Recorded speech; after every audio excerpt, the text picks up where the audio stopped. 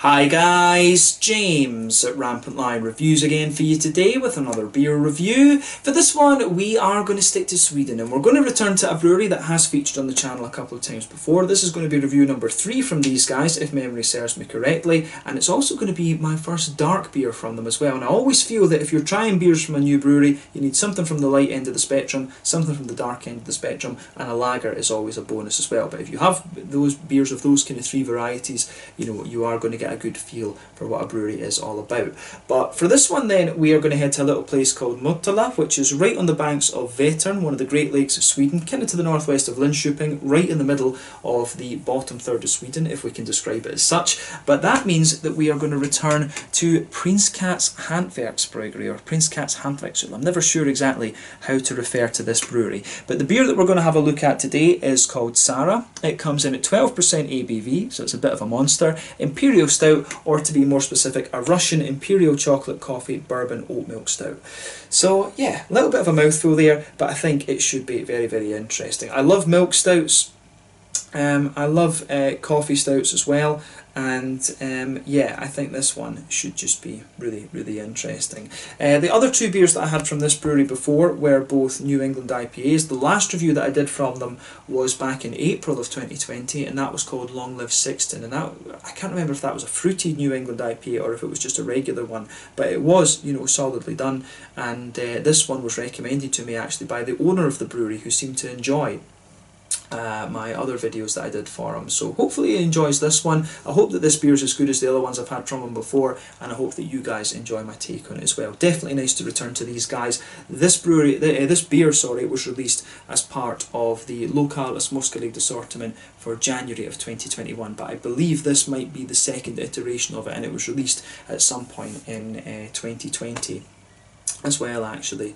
So yeah, curious to see how it turns out, and like I said, I hope you guys enjoy my take on this one as well. So let's go for it. So as always with my reviews, I'll tell you a little bit about the brewery before we taste the beer. If you want to get straight to the tasting, just fast forward. All the usual links are in the video description below. That's the brewery website, the link to my other reviews that I've done from Prins Hantverksbryggeri or Prins Hantverksöl, however you want to call them before, but there's all the usual social media down there. If you want to see more reviews, do please consider subscribing to the channel. The whole channel, of course, has a geography based tagging system, so you can go into the home page and search for beer based on country, city, state, county, province, prefecture, whatever it is you're interested in. Do check out the playlists of beers from different countries. There is one there for all the Swedish beers that I've reviewed for you. That's constantly being added to, and as always, please do get in touch and let me know some of the other beers and breweries that you guys would like to see me review. It's always great to hear from you guys that are watching the videos, and the support that you show the channel is hugely appreciated. So anyway, to tell you a little bit about Prins Hantverksöl then, and Prins Hantverksbryggeri. So as I've told you before, this brewery is owned by Erik Rydal, who started helping out with Forsbryggeri, who are also based in Motala in Östergötaland on the banks of Vättern, northwest of Linköping, right in the middle of the bottom third of Sweden, just to give you all. But he later decided to start brewing his own brand of beer in 2017, and he named this after his cat Sixten. In fact, as I said, the last beer that I reviewed from these guys was called Long Live Sixteen, and I believe Sixten died back either in early 2020 or in late 2019, sometime around then, hence why he brewed the beer to, you know, as a tribute to his cat. But Forsbryggeri tends to focus on the more kind of balanced beers, and I tried one of their beers recently which was called the Caribbean Stout, and I really enjoyed it actually. I thought it was very nicely done, but Erik focuses on the kind of bigger, bolder American styles of beer, and he brews in the same facility as these guys. But originally the beers were just available in local pubs around the Motala area, but they've since become available nationwide through Systembolaget. They're still brewing on a very small scale. I think it might be a 500 litre brew kit or maybe a 250 litre brew kit that they have. So these beers, both from Forsbryggeri and from Prins Hantverksöl, are, you know, very, very small. So yeah, you know, these ones are properly almost kind of, it's basically just upscaled home brewing, if you like, actually. But as of January 2021, when I'm reviewing this beer for you, they've produced around 30 different kinds of beer, which is, you know, a decent return. I would say that is a decent return. I've tried 2 IPAs, and like I say, this will be my first dark beer from them as well. So yeah, that's all I can really tell you about Prins Hantverksöl, Prins Hantverksbryggeri, whatever it is I'm supposed to call them for the moment, but I'm sure they'll add more to that history in the future, and you know, they're definitely worth checking out if you get the chance. So yeah, as I said, if you want to learn more about this brewery, you can check out the brewery website, you can follow them on Facebook and Instagram, and you can, you know, to keep up to date with all the latest goings on, and you can of course check out the Rate Beer, Untappd and Beer Advocate pages to learn more about all the different beers that these guys have done. But yeah, let's get on and actually have a taste of this beer then. So as you can see, this one, it has a little bit of a Soviet theme to it, and when it's a Russian Imperial Stout you can kind of understand that. But there you can see the cat down there, the kind of the Prince Cat's cat, if that makes sense. He's wearing his little kind of Russian hat there, although the red star has been replaced by, you know, a gay pride star, which I think is maybe a little bit of a jibe of what's been going on in Russia. But you know, I think anyone, you know, any sensible person these days supports gay rights and trans rights and stuff like this. I mean, live and let live, who cares really, you know. I think that's the attitude that every sensible person has. But you can see plain red bottle cap on this one. Really nicely presented, but as I said, a Russian Imperial chocolate coffee bourbon oat milk stout. I think I said oat milk stout earlier on in this one, so apologies for lying to you earlier. But yeah, 12% ABV. I think this one will be a little bit of a monster. 330ml bottle. I think I paid about 45 or 50 Swedish kroners for this. So yeah, or maybe I can tell you, I think I had the page for this beer open. No, I don't have it anymore. I had the page for this beer open on Systembolaget earlier to check the release date, because I wasn't sure about it. I've got a stockpile of beers from December, January and now February of 2021 that I'm working my way through.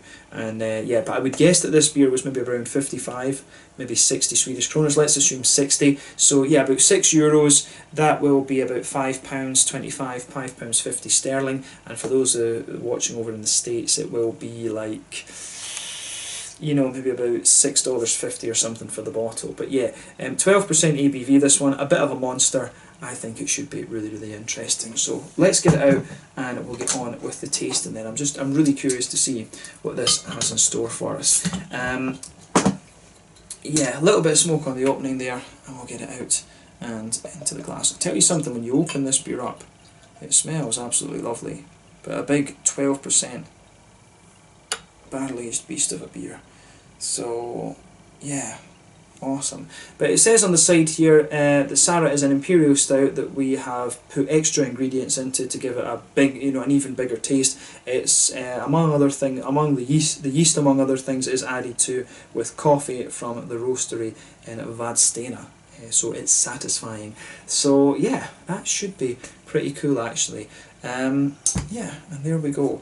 So you know, I think coffee beans are a really interesting addition to make into beers. As I've told you in various reviews before, they're one of my favourite adjuncts. You know, you can get so many flavours out of different coffee beans. You know, earthiness, floral qualities, you know, red fruit, citrus, all of these kind of things. You know, you can grow fruits in various different parts of the world, Africa, in, you know, the kind of Pacific Islands, you know, South America and stuff like this, and there you've got different water profiles, mineral compositions of the soil and things like that. But apparently the biggest factor with coffee beans is the altitude at which they're grown, the MESL, the meters above sea level, and the higher an altitude at which you grow the coffee bean, the more likely you are to get the kind of fruity, aromatic and all these kind of flavours. So yeah, coffee beans definitely one of my favourite additions that you can add, favourite adjuncts that you can put into beer. But yeah, as you could see when we poured this one, this poured with about a half finger of quite a dark tan head actually. That's faded away to be a very kind of thin foamy layer, though it now does have a nice kind of ring around the edge of the glass. But I mean, overall, it does look pretty nice, but pretty much as you would expect from an Imperial Stout, to be honest with you. If we shine the light through this one, this beer is pretty much black as night. It does have a little bit of a kind of Coca-Cola, Pepsi Max kind of coloured edge to it. One or two big bubbles sticking towards the side of the glass, a few little ones going up towards the bottom of the head there, but that it does actually have a little bit of retention on that very, very thin foamy layer that's left on the top. But yeah, in terms of an Imperial Stout, nothing overly surprising about this beer in terms of its appearance. I'm just wondering if it has wheat and stuff inside it, what ingredients are. So it says, yeah, it's got barley malt, wheat malt in it, oats, coffee, chocolate, cacao, and lactose. So yeah, there's quite a lot of stuff going on in this one. So I think this one will be a big kind of thick beast of a beer, to be honest with you, because the oats are going to thicken it up and the wheat's going to help you with that head retention as well, actually. So I think this one will be a big kind of smooth beast, and you know, at 12% you kind of have to be honest. And of course these big thick stouts are very, very popular these days. But yeah, it certainly looks the part of a kind of big Russian Imperial stout. So let's have a closer look at the aroma then and just see how we get on with this one. Very, very curious about this beer. Oh yeah, this is quite a coffee forward one, I'll say that straight away. The coffee notes jump out of this beer at you straight away, and it's a very nice, very floral and aromatic and fruity coffee that you're getting out of this one. The other things really take a bit of a back seat to that, to be honest with you. That's one of the risks that you always take when you add adjuncts into these beers. But yeah, let's focus on that coffee first off then, since that's what jumps out at us straight away. But I'm going to say that's a beautiful, beautiful smelling beer. I do have high hopes for this one. I've got high hopes for this one.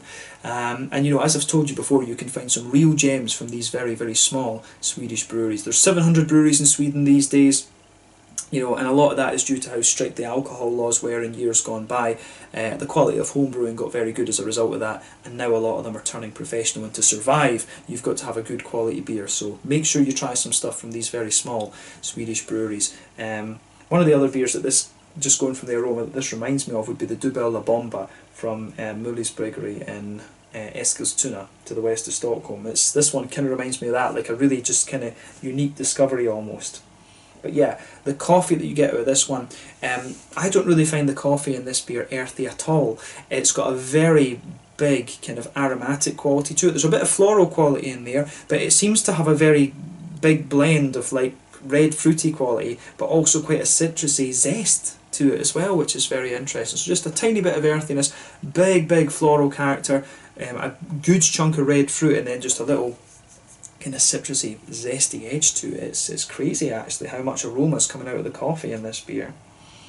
But if you take the aroma in a bit more deeply, of course, you can get a few more of the kind of roasty, toasty elements to this beer. I mean, it's hard to distinguish whether, you know, what's coming from the coffee and what's coming from the malt base in some sense, because the coffee in this beer is pretty powerful, but I'm sure in the flavour it will balance itself out a little bit more. I always like to spend a bit of time on the aroma, of course, because I feel that that's half the experience when it comes to craft beers. But yeah, forming the backbone of the beer, you can smell that the malty side of this beer is actually quite sweet. You do get a little bit of a kind of roasty, toasty, carafa type, you know, well-fired bread crust malt out of this one. You do get that forming the base of the beer. You can smell a little bit of brown bread, but you also get a hell of a lot of chocolate out of this one. And I would say the chocolate is quite sweet. It really seems to lean a little bit towards, you know, a kind of 30-40% cocoa, like a milk chocolate essentially. So it's quite a milky chocolate note that's mixing in with the kind of bready edge of the beer. There's quite a few woody elements to this one. It does, you know, they say it's a bourbon stout, so I think it, you know, to get 12%, I think probably they would have had to kind of barrel age this a little bit. But in the aroma, I don't think it's immediately obvious that this beer was, I don't think it's immediately obvious that this beer was barrel aged. I mean, you do get a nice little bit of a kind of bourbon, you know, yeah, you do get a little bit of a kind of bourbon, brown, sugary type note out of the beer, in fairness. But, and it does smell boozy as hell, to be quite honest with you. But, yeah, it's interesting. You do get a few woody notes out of it. Yeah, there's definitely a sort of woody base to the beer, so you know, a kind of roasty, there is a sort of roasty toasty, kind of well fired, there's a roasty toasty kind of bread crusty type quality to this one. I think carafa malt, good little bit of smooth kind of brown bread in there as well, nice big milky chocolate, like I've said, a bit of kind of dried kind of cocoa powder, as I said, kind of milky chocolate sort of thing. And then yeah, you've got the coffee beans just kind of sitting on top of that actually. So I think that smells really interesting. You can smell the smoothness in this beer, and that's going to be from a combination of the wheat and the oats. But I think, to be honest with you, the wheat and the oats, in terms of Imperial stouts, they don't contribute as much to the flavour. They don't contribute a lot to the flavour, I think, in these kind of beers. They're more contributing to the mouthfeel, in my opinion, when it comes to Imperial stouts, although you get a hell of a lot of flavour out of them you know, in New England IPAs and stuff like this. But yeah, they will, I suppose in fairness, they will both give you a little bit of breadiness and things like that, and creaminess on so the wheat will give you the breadiness, the kind of the oats will give you a more kind of smooth, silky type vibe in these beers. But there's lactose in this as well, so I suspect this one might well turn out to be a very, very kind of smooth beer, to be honest with you. So yeah, the malty side of this one and the adjuncty side of it is pretty damn impressive, I have to say. On the hoppy side of things, I mean, there's a little bit of hoppy character to it. You get a bit of earthiness, there's quite a bright floral aromatic note to it, but I think the level of aromaticity you get out of the coffee really kind of takes away the focus from that a little bit. But yeah, there is a wee bit of earthiness, a little bit of floral aromaticity, and a little bit of a kind of grassy quality to the beer as well. So yeah, that's a really interesting point about this. But there's a lot of fruity character to this beer. I think there's a good bit of a kind of raisiny sharpness to it. There's definitely a kind of juicier plum in there. There's a few dried fruits in there, you know, like prunes and stuff like this. But at the same time, you do get a little bit of a more kind of sharper blackberry type note out of the beer as well. I don't get so much in the way of juicy figs. There's like sharper raisins, sharper kind of blackberries, and then a bit of a kind of dried fruity quality underneath. So I have to say, I'm just really curious to see what this beer has in store for us in the flavour profile, because the aroma is really interesting, to be honest with you. So yeah, take a bit of time and ponder this one over for sure, because there's a lot going on in this. So yeah, let's taste it then and see how we get on. This one is the Tsara, to give you its full description, a Russian Imperial chocolate coffee bourbon oak milk stout, not oat milk stout, from Prins Hantverksöl in Motala on the banks of Vättern here in Sweden. Let's get stuck into this one. Slanje, skål, cheers.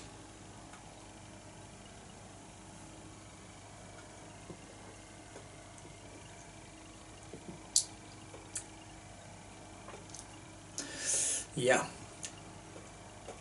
that's pretty nice.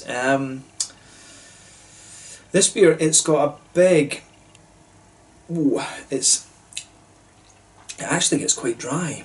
It's not roasty and aggressive dry, but you can feel it does just have a wee bit of dryness to it the further you go into the aftertaste. This is another one of these Imperial stouts where the flavour really, really develops in the aftertaste, but it's got a lovely silkiness to it, and you can feel the booze. I can feel the booze down here from this beer already. So just be aware that this one is a bit of a beast. You might want to share this with somebody. So yeah, this one I think is going to be a sipper for the rest of the evening. Absolutely. This is a night ending beer for sure.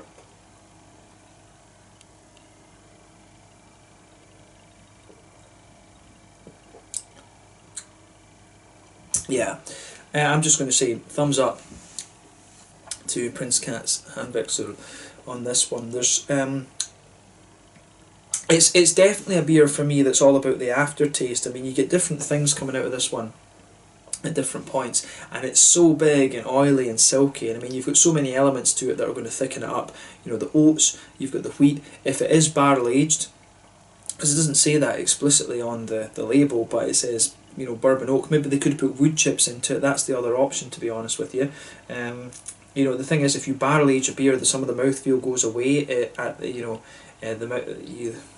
comes in. The mouthfeel is gone at the to give you some of these kind of more infused flavours to it, and you do get a little bit of that. But I think this might be like, you know, oak chips that have been put into it rather than it being fully barrel aged, because there's a bit of it there, but it doesn't dominate, if that makes sense. But then again, the coffee is very prominent in this, and that could be covering it up. But yeah, I mean, because, you know, in some cases perhaps you can, you know, with some beers you can say, oh, they've maybe tried to do too much with it, and this beer, on the surface of it, maybe you could argue that, but when it comes to the flavour, no, you get a bit of everything, and that's, you know, if you put all of these things on the label of the beer, you want a bit of all of them, and you do get a bit of all of them. So, you know, thumbs up to Eric for pulling this off, because it's quite an ambitious, you know, it's an ambitious beer, definitely, and it works.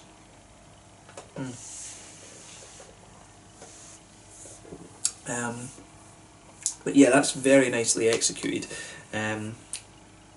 Yeah, I like this one for sure. So where to start off with this then? You do just get a bit of dryness on your tongue with this. It's quite interesting because it's very smooth and thick and oily, but it still gives you a wee bit of dryness on the tongue. Yeah, but yeah, let's focus on what's going on here then. So in that middle third of your palate, you get that nice kind of smooth, woody base to the beer. You can feel that nice kind of smooth, oaky quality just blanketing the middle of your palate. The lactose, I'm guessing, is helping that kind of come out with this beer as well. But as the kind of flavour progresses, you can feel the middle of your palate kind of drying out a little bit. You start to get some well-fired bread crusty notes, and that's on both the middle third and the back third of your palate. Those are the three kind of base layers of the beer. There's a wee bit of a kind of brown, wholemealy sort of bready thing sitting on top of that as well. So yeah, I think you've got a sort of 4-layer base to it. So you've got the wood, then you've got the lactose sitting on top, then you've got you've just got a little bit of that kind of well-fired, slightly well-fired bread crusty type note, then you've got the brown bread there. So that's the base layer of the beer in the middle third and the back third of your palate. When you go into that border region between the two, there is a wee bit of a slightly more well-fired bread crusty kind of thing, but you always tend to get that. But yeah, that backbone of this beer is really, really nice. Let's focus on the middle third of the palate then. So on top of those layers that I've just mentioned, again you've got this kind of circle that you get, and you can feel the nice chocolatey notes kind of sitting there too. The chocolate actually comes across as about a sort of 50, maybe 60 at an absolute maximum percent cocoa chocolate. So it does have a wee bit of a dark chocolatey flavour to it. I think in the very centre of the circle it's a little bit more kind of dark chocolatey, but as you move gradually further out from the centre, it becomes a little bit more it becomes a little bit more kind of milk chocolatey, if that makes sense.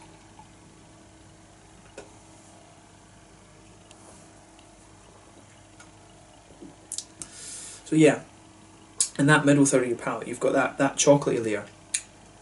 Yeah, that adds a good depth of sweetness to the beer as well, actually. And I think the chocolate does develop a wee bit of its own dryness the further you go into the flavour. It actually comes across as being a little bit more kind of toasty, if that makes sense. But on top of the chocolate, that's where you're getting all the brown sugars. And it's quite a, there is a good bit of that treacly molasses sort of thing to this beer. And remember, when it comes to these beers, these things are going to undergo a boil of 4 or 5 hours. I would not be surprised if that's the case in this one, just because of how it feels, to be honest with you. So yeah, the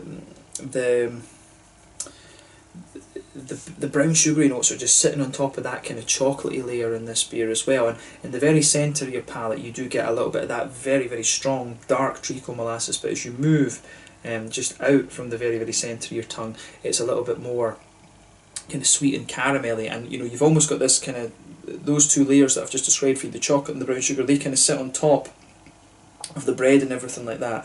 And below, you can kind of feel that they stick up a little bit, but it's almost as if you've got a sweet kind of caramelly, biscuity sort of layer that just kind of spreads out from that and spreads out across the kind of middle of your palate as well, which is quite interesting. It gradually, when you move out from the centre of your palate, it progressively goes from being dark and treacly to being a little bit more sweet and caramelly. Then you start to get these biscuity McVitie's digestive kind of things out of the beer.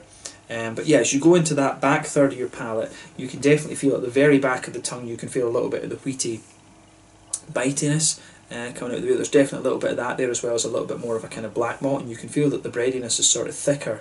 You can definitely feel that the breadiness is a good bit thicker on that back third of your tongue as well, and it's almost a little bit kind of fluffy in a sense. But yeah, as you move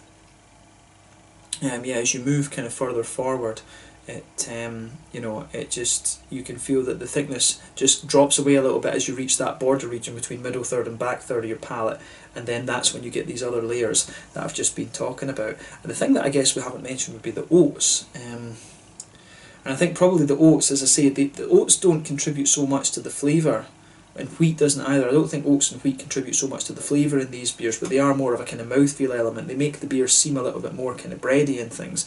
And I guess in that bready layer I was talking about, the 4 kind of base layers of this beer, the oats will be contributing in there. You've also got the lactose, so the oats will be kind of playing around with the lactose as well, and just aiding the kind of smoothness that you have out of this beer. But yeah, the coffee as well. This is the interesting things with the coffee. So as I say, with the beer, the back third of the palate feels a little bit thicker than the middle third of the palate, if that makes sense. But if you have, the coffee kind of sits, I think, in that gap between the kind of in the sort of border region. I think it kind of sits in there, and as you can pick up from the aroma, the coffee notes in this beer are like ridiculously complex. It's a lovely coffee bean that they've got in here. I'd love to know what it is. I would love to know what exact coffee bean it is, but it's really nicely done, to be honest. There's a lot of complexity to that.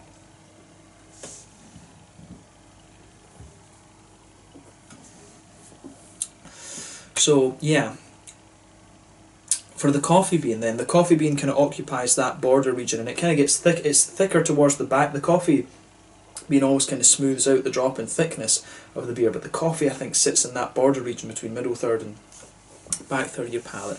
But yeah, there's a good little bit more earthiness to it. There's a good little bit of a more earthy, roasty character to the coffee in the flavour than there was in the aroma. But at the same time, you still get that big aromatic quality out of the coffee as well. And as the flavour develops and as you move into the aftertaste, you get more of the red fruity notes. I think right in the middle of that coffee region of the tongue, if you like, you get the red fruity qualities, but as you reach the kind of front edge of the coffee, it really becomes more citrusy and almost a little bit zesty, which is kind of interesting. You get those kind of zesty, citrusy, aromatic notes towards the front, then towards the middle you're getting the red fruity notes, and then at the very back of the coffee region of the palate it's definitely more kind of earthy and roasty. But that's an interesting coffee bean, and it's strikes me in the sense because it's got a bit of everything. It's got a bit of everything that you can that you can want from a coffee. It's quite a complex coffee bean for sure, but I love coffee beans as adjuncts, as I've said before, so much. They can just add such a depth to beer. But on that note, I think we've said as much as we can about the kind of malty adjuncty side of this beer. So let's focus on the hops then. Back corners of the palate, there's definitely a good little bit of earthiness in here. I've got a feeling that it's American hops that are in this beer, like maybe Summit or something like this. But yeah, good little bit of earthiness in the back corners of the palate. As you move further forward, that gradually gets a little bit less intense. It kind of dissipates a little bit. You get a wee bit of a herbal quality, but then on the front corners of the palate the beer is distinctly more kind of floral and aromatic, and then round the very front curve of the tongue the beer is light and is a little bit lighter and grassy, but it does have a wee bit of a kind of zesty sort of bite to it in a sense, which is quite interesting for this beer. On that front third of your palate, as I always say, that's where you get that nice oily bubble where those juicy fruity esters just roll their way out of the beer, but underneath you've got a wee bit of that kind of sort of bread crusty backbone, and then in the border region between middle third and front third it's a little bit more it is a little bit more sort of I would say it's just got a little bit of a kind of well-fired cakey edge to it, to be honest with you. There's a little bit more of an intense blackened bread crust to it, so I do like how that goes together, absolutely. But yeah, the fruity side of things then, let's focus on that, because this is quite interesting in this beer as well.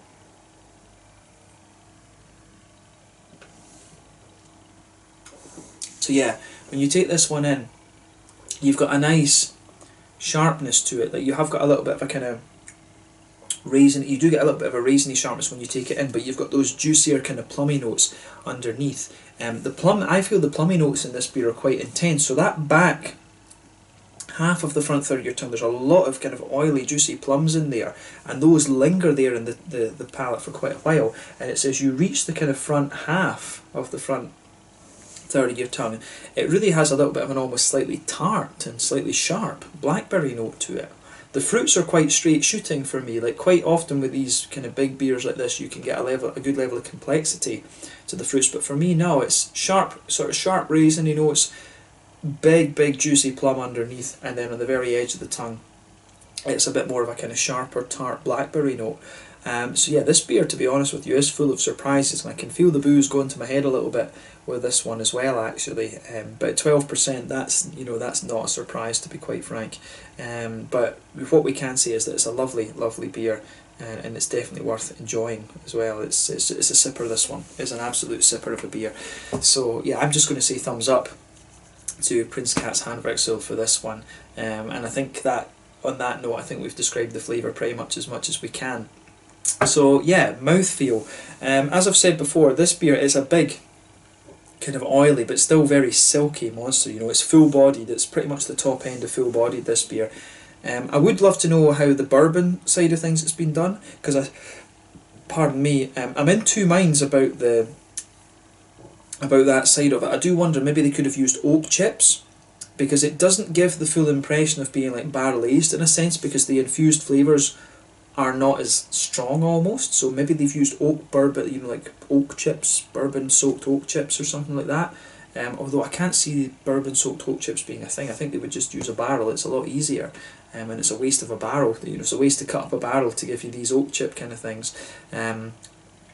But yeah, that's an interesting point to make about this beer for sure. Is that the barrel aged side of it, if it is barrel aged, is not immediately obvious, and it would definitely be one of the thickest barrel aged beers that I've ever come across. It's certainly not lost any of its mouthfeel, which is quite a common thing with barrel aged beers. But quite a few breweries brew the beers with more oats and wheat to kind of compensate for that. But yeah, it's a big, thick, just slick thing. This one, the carbonation. There is a wee bit of carbonation when you first take the beer in, but other than that, it's very smooth and very thick and very silky, but full-bodied all the way, this one. In terms of bitterness, this is at the higher end of the scale. You know, it's 80 to 100 IBUs. I think it's pretty much saturating your palate in that way. Remember, IBUs are my weakest point of the beer, the whole beer reviewing thing, but there is a bit of bitterness from the hops, but I suspect most of the bitterness is coming from the malts and the adjuncts, to be honest with you. The malty side of the beer, as I say, roasty, toasty notes underneath, smoothness in the middle, and then the sweeter elements coming out later, and it does develop a bit of dryness. The fruits for me have a little bit of tartness. I wouldn't describe them as overly oily, but there's a wee bit of, you know, it leans more towards the kind of sharper side of things. But this is a very, very well executed beer, and this one kind of epitomises what I said earlier, that with these very small Swedish breweries you can find some real gems, and that is a bit of a gem, I have to say. It is, you know, if you've tried the Dubbel La Bomba from Mulli's Kvartbrygeri in Eskilstuna, this is definitely another one that you want to hit up, because there's a lot of things that I can, you know, there's a lot of things in common between these two beers, in my opinion. But yeah, it's just beautifully executed. So again, thumbs up to Prins Hantverksöl, and I can see in a way why Eric was quite proud of this beer, because he obviously is, if he's kind of recommending this for me to review, and that his confidence with this beer is justified in my mind. That's solid stuff.